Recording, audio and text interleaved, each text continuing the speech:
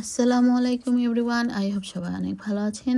আজকে নিয়ে আসলাম মাসকলার ডাল রেসিপি। আমার জীবনের প্রথম আমি এই ডাল রান্নাটা করছি আমার বাসায়। তো অনেক আগে অনেক আগে বলতে কয়েক বছর আগে আমি এই ডালটা শখ করে কিনেছিলাম, কিন্তু পরে আর খাওয়া হয়নি, কারণ আমার হাজব্যান্ড পিচ্ছিল টাইপের খাবার খেতে চায় না। তো যাই হোক, সেই কারণে আমি একা খাবো সেই মনে করে আসলে রান্নাও করি না, আলসামি করে। তো অনেক দিন পর হঠাৎ ইউটিউবে দেখতে পেয়ে মানুষ রান্না করে খাচ্ছিল, তো সেটা দেখে আমারও লোভ হলো যে আমিও একটু খাই। সেই ছোটবেলায় নানার বাড়িতে বিয়ের অনুষ্ঠান বা কারো বাসায় দাওয়াত দিলে এই ডালটা দেখতাম যে থাকতো। তো অনেকে মাংস দিয়ে রান্না করে, অনেকে মাছের মাথা অথবা মাছ দিয়ে, বড় মাছ দিয়ে রান্না করে। তো আমারও মন চাইলো, যেহেতু বোয়াল মাছ ছিল বাসায়, বোয়াল মাছের মাথাগুলো, তো সমস্ত যাই হোক এগুলো দিয়ে আমারও মন চাইলো যে রান্না করি। তো প্রথমে ডালটাকে আমি সামান্য করে ভেজে নিয়েছি। ভেজে নিলে গ্রানটা বের হয় ভালো। তো তারপর ভিজিয়ে রেখেছিলাম অনেকক্ষণ। তারপর পানি দিয়ে সিদ্ধ করে ব্লেন্ড করে নিলাম হালকাভাবে। খুব বেশি মিহি করতে যাবেন না, আপনারা আসলে যে যেরকম করতে চান সেভাবে করে নেবেন। তো আরেকটা পাশে আমি এখানে পেঁয়াজ মশলাকে কষিয়ে নিচ্ছি। এখানে টমেটো কুচিও অ্যাড করেছি, আর সামান্য করে গুঁড়া মশলা অ্যাড করছি, হলুদ, মরিচ, ধনে গুঁড়ো, জিরা গুঁড়ো। আর এই তো এগুলো দিয়ে আমি মশলাটাকে খুব ভালো মতো কষিয়ে নিচ্ছি। আর অন্য পাশে আমি মাছগুলোকেও হলুদ লবণ দিয়ে মেখে রেখেছি এখানে আমি একসাথে। তো মাছটাকেও আমি এর মধ্যে কষিয়ে নেব খুব ভালো মতো।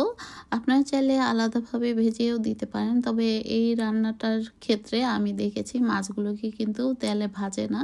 তবে এটা অ্যাকচুয়ালি যার যার উপর, কে কীভাবে রান্না করবেন সেটা সম্পূর্ণই নিজের উপর।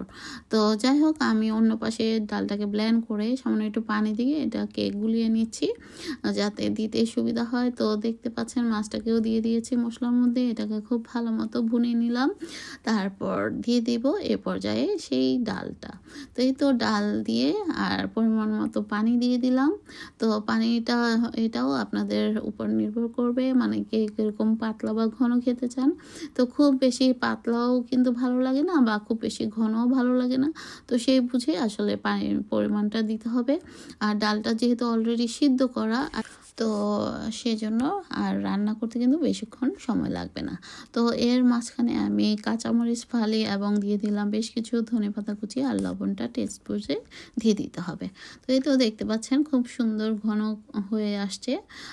তো আমি এরকমই রাখতে চাচ্ছি। তো আপনারা চাইলে এখানে আরেকটু পানিটা অ্যাড করতে পারেন, তবে ঠান্ডা হলে কিন্তু আরেকটু ঘন হয়ে যাবে। তো সেই বুঝে আসলে পানিটা দিতে হবে। তো জানি না আমার রান্নাটা কেমন হয়েছে। আমি তো এর আগে কখনো এই ডালটা রান্না করিনি, এই প্রথমবার করেছি। তো দেখে তো ভালোই মনে হচ্ছে, খেয়ে বোঝা যাবে যে কতটা টেস্ট হয়েছে, আগের মতো হয়েছে কিনা, মানে ছোটবেলার মতো। তো আমার হাজব্যান্ড তো দেখলাম রুটি দিয়েও খেয়েছে, অন্য সময় তো খায়নি। আমি তো অবাক। তো আমি তো অবাক হলাম, সে এই ডালটা খেয়েছে।